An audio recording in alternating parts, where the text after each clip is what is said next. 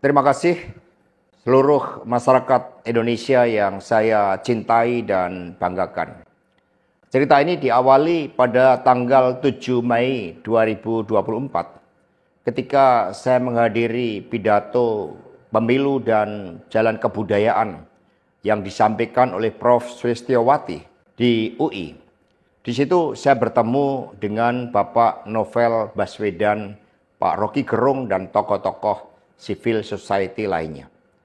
Ketika saya bertemu dengan Mas Novel Baswedan, beliau menanyakan ke saya perlu konfirmasi apakah betul PDI Perjuangan yang memelopori perubahan Undang-Undang KPK yang mengkerdilkan KPK di dalam upaya pemberantasan korupsi.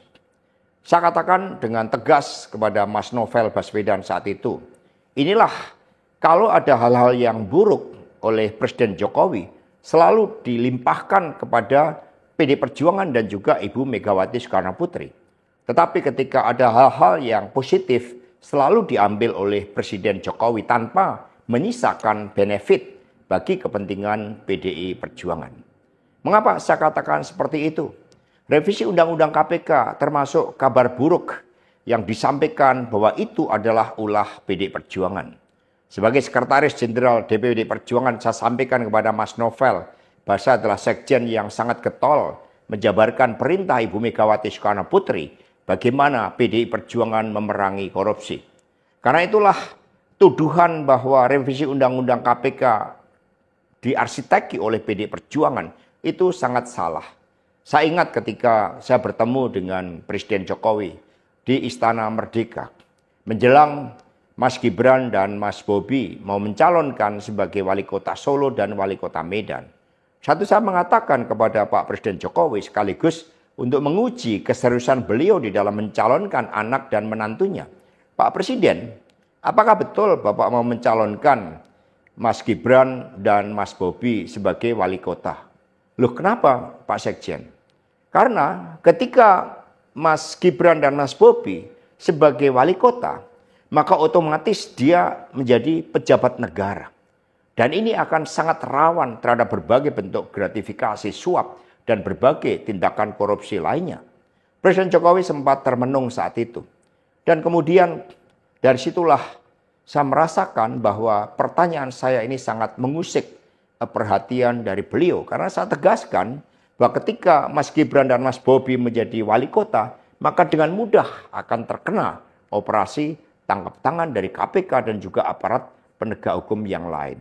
Maksud saya bertanya kepada Presiden Jokowi adalah untuk mengingatkan bahwa beliau sudah presiden.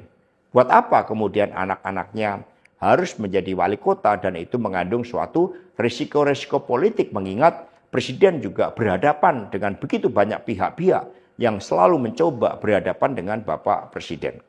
Tetapi beberapa saat kemudian saya menerima salah seorang menteri dan beliau mengatakan kepada saya bahwa sudah mendapatkan arahan dari Presiden Jokowi untuk melakukan revisi Undang-Undang KPK. Saat itu dijelaskan berbagai pasal-pasal penting, misalnya bahwa pimpinan KPK tidak otomatis bertindak sebagai penyidik.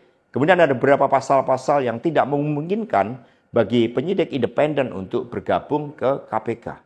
Berbagai revisi-revisi itu karena ini adalah perintah dari Presiden, maka ya saya sarankan untuk bertemu dengan seluruh jajaran fraksi di DPR RI dan coba menggalang atas perintah dari Presiden. Nah saat itu Pak Menteri yang menjadi kepercayaan dari Pak Jokowi ini menyampaikan bahwa kira-kira akan diperlukan dana sebesar 3 juta US dollar untuk menggolkan revisi Undang-Undang KPK. Dan mengapa berjalan mulus? Karena Presiden Jokowi punya kepentingan untuk melindungi Mas Gibran dan Mas Bobi. Maka sejarah mencatat bahwa revisi Undang-Undang KPK ini dilaksanakan sebelum pelaksanaan pilkada serentak di mana Mas Gibran dan Mas Bobi berproses menjadi wali kota. Maka ketika terpilih menjadi wali kota, amanlah dari berbagai persoalan hukum karena KPK sudah dilemahkan.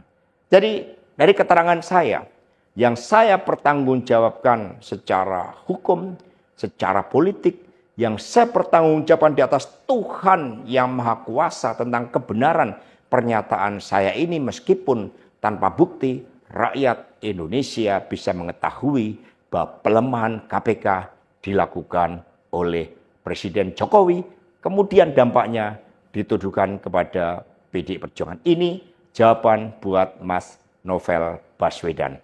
Terima kasih, tegakkan kebenaran, Satyam Eva Jayate, merdeka!